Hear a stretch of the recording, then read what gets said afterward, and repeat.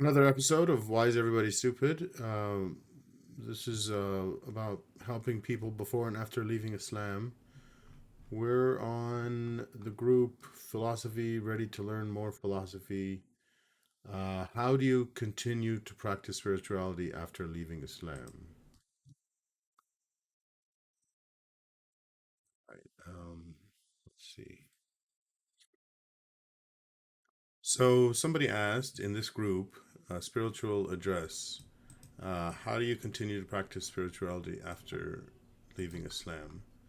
And I thought that was a great question, but I needed clarification. So I asked a question.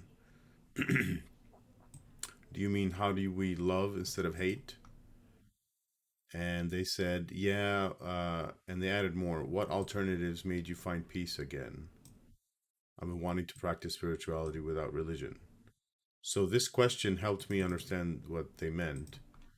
And so I answered in the following way. And I want to say I didn't actually answer this. What they're looking for is like another worldview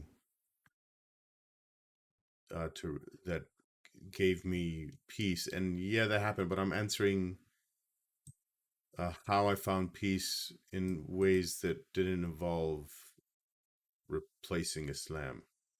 So I found some peace when I realized Islam was a farce. I found some more peace when I realized other things were a farce too. So a big one was the American education system was designed, and this is shortly after the Civil War, right around the start of the Industrial Revolution. So like 1860s maybe.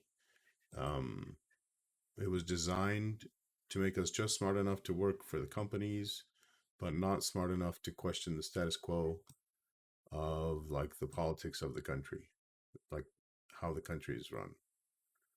Um, See this book, The Underground History of American Education by John Taylor Gatto. He was in the New York public school system for 30 years, and he got awards for being a great teacher. Um,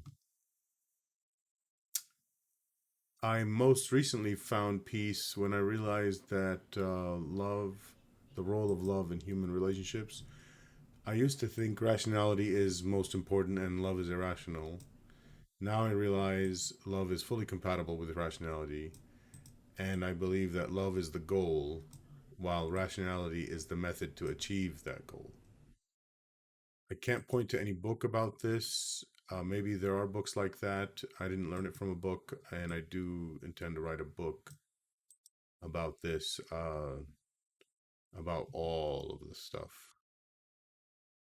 Um, if you like the above, let's see, what does, yeah. So it looks like I plugged my new nonprofit organization, the Uniting the Cults. The goal is to be an agent of cultural change with a vision of a world without apostasy laws and more generally human rights, um, promoting love and non coercion.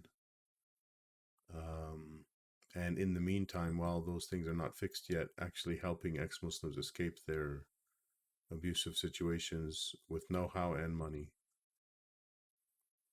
I started this organization because I don't want to stand by anymore and do nothing while my brothers and sisters are living with fear from these laws.